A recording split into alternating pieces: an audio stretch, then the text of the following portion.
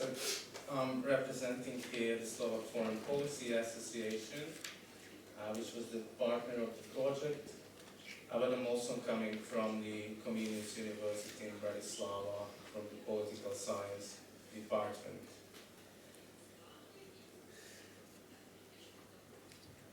And the main messages for this presentation. First main message. The EU membership, or at least the perspective of EU membership, was crucial for us, but it was not sufficient for our economic success story.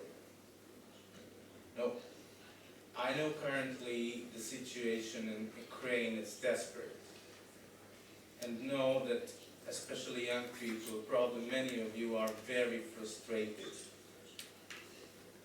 And I think we had something similar in my country in the second half of the 90s.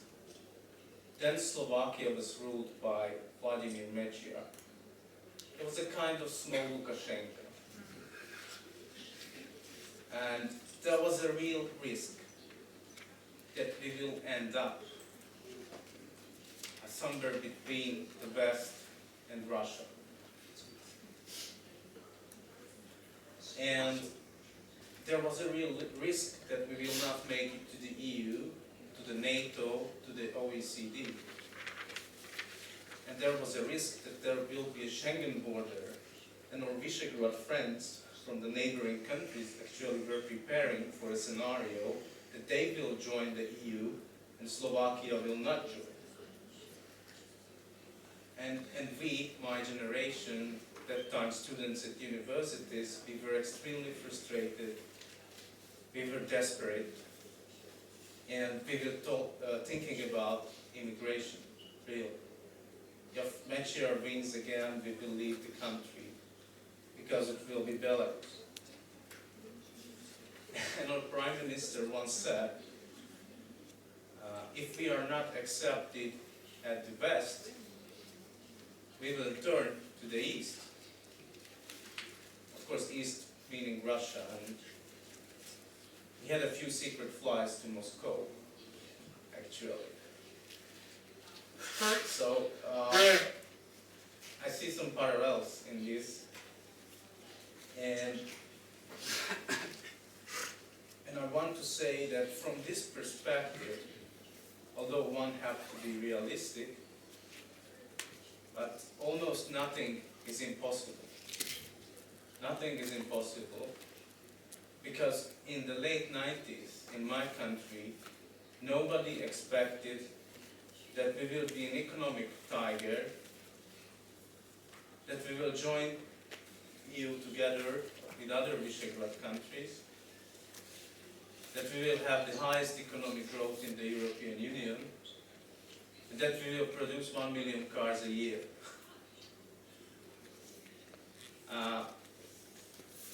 So I want to just give to your hope, want to give you a hope that yes, the situation is desperate, but never give up, please. There is a hope, because this is our experience.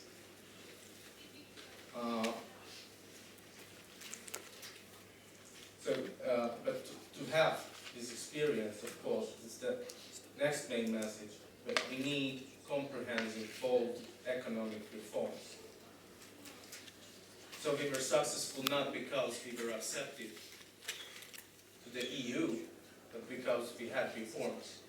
Without these reforms, we are definitely not going to be economically very successful country, in spite of the EU membership.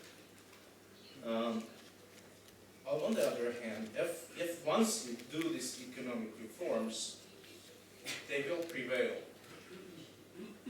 Like the success is going to prevail for a longer time, even if you abolish the reforms. This is a paradox, and we did it in Slovakia. So, the reforms I'm going to talk about, they mostly have been abolished, but we are still kind of successful country because of them. And finally, the EU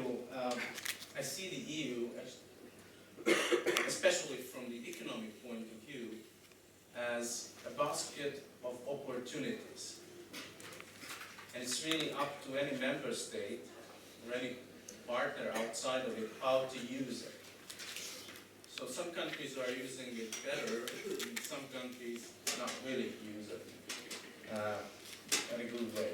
So let's have a look on economic reforms. So we've been black hole of Europe. Actually, it was the statement by Madeleine Albright. She was the Secretary of State in the Clinton government.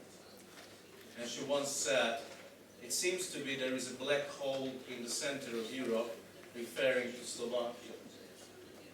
And from the black hole we became the tiger of the Tatras, or the Carpathian tiger. And we had the fastest growing economy. So here you can see just a few examples. The blue color is the real GDP growth in Slovakia. And before the crisis it was certainly the highest. This shows the level of economic development and the convergence. And you can see that we made great progress in converging to the EU average. Currently we stand at 76%.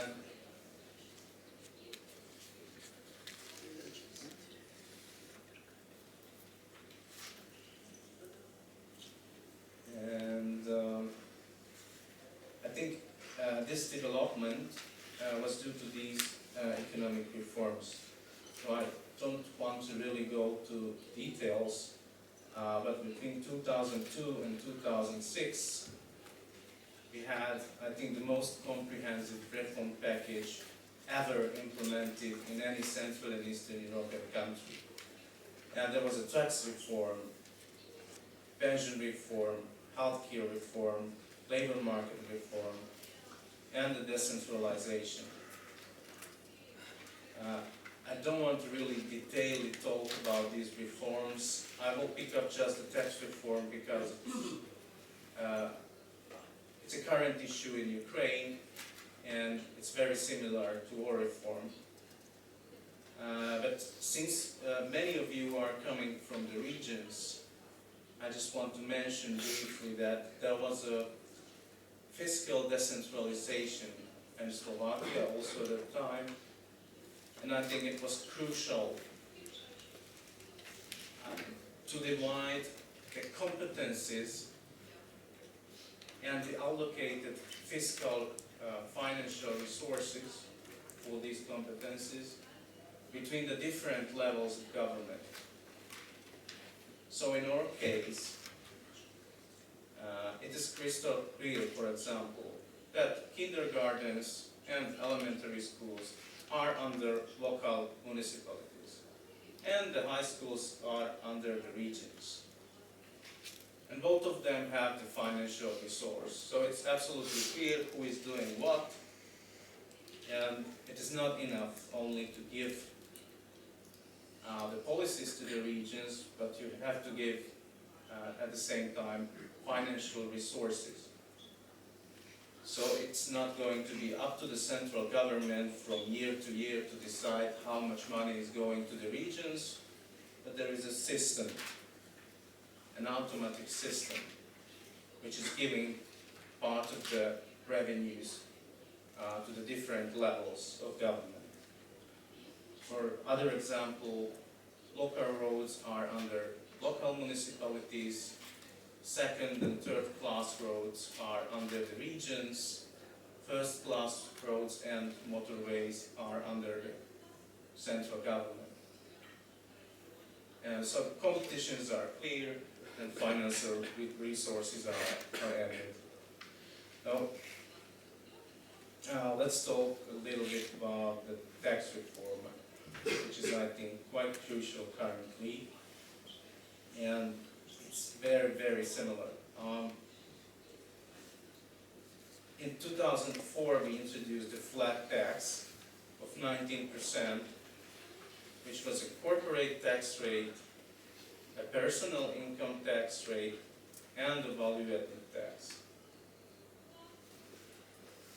If it reminds you something, of course, this is basically the tax reform plan from the Ministry of Finance in Ukraine, I think the rate will be 20% in your case. So it's very similar. But one have to be realistic about it, so there are differences. When we introduced it in Slovakia, it was very exceptional, very exceptional. So it was the lowest rate in the Visegrad region that time. We were first in the Visegrad countries to introduce it. We were the first OECD member to have flat tax. We were the first country joining the Eurozone, the common currency, the euro, with a flat tax. And we were one of the first in whole Central and Eastern Europe to do this. And this is definitely not the case of Ukraine.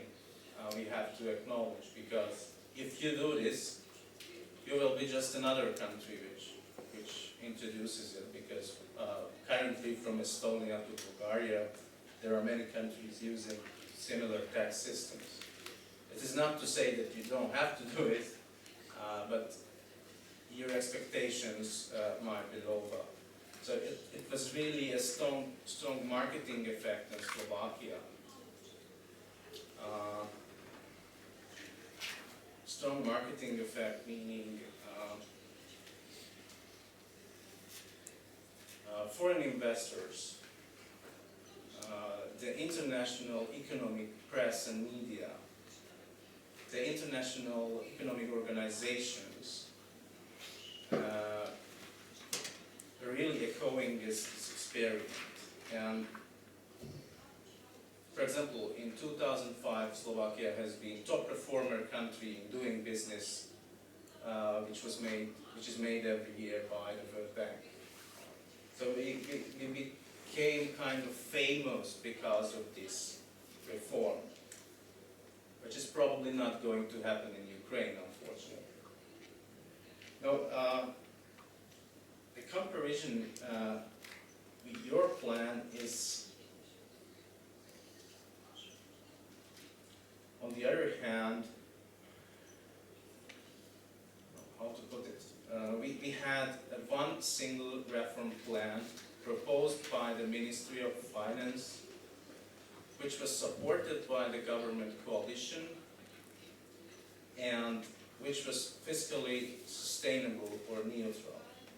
So it did not create a big hole to the public budget. But a problem over Ukraine is that actually you have two tax reform plans. And one is coming from the Ministry of Finance, the other is coming from the Rada's Tax Committee. And the second one is not really fiscally sustainable. And I want to quote our former Minister of Finance. Ivan Miklos was the minister during the tax reform. And he is now advising his Ukrainian colleagues. And so this is just to give more weight to my words. Because not only I talking this, but of course our former Minister of Finance is talking about these problems. So he says, I'm not aware of any successful reform country where someone other than Minister of Finance prepared and proposed tax reform.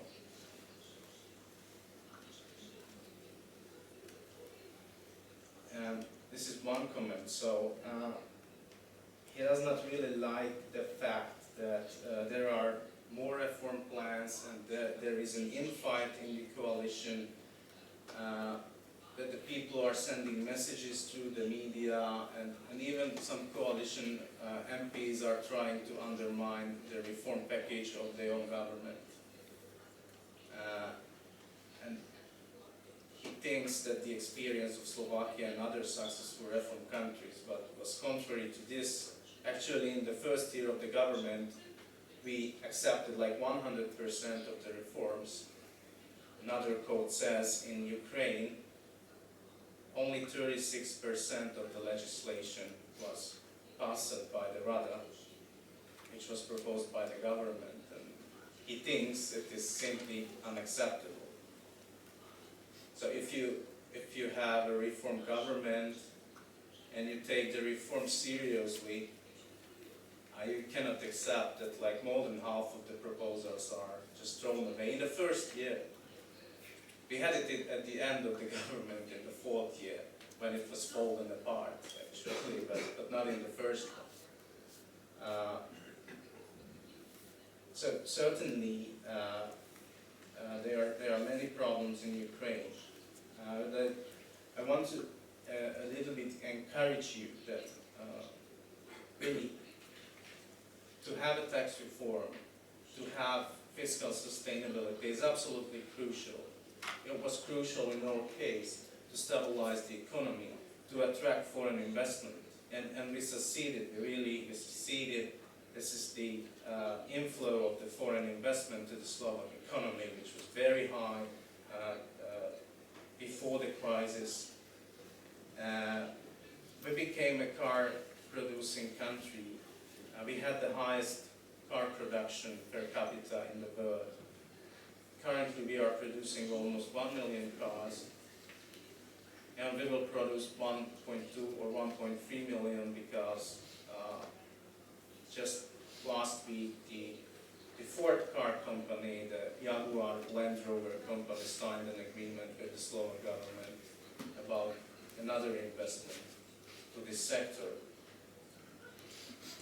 And here you see the combination of the two effects. Like one effect, we really needed the reforms to attract foreign investment.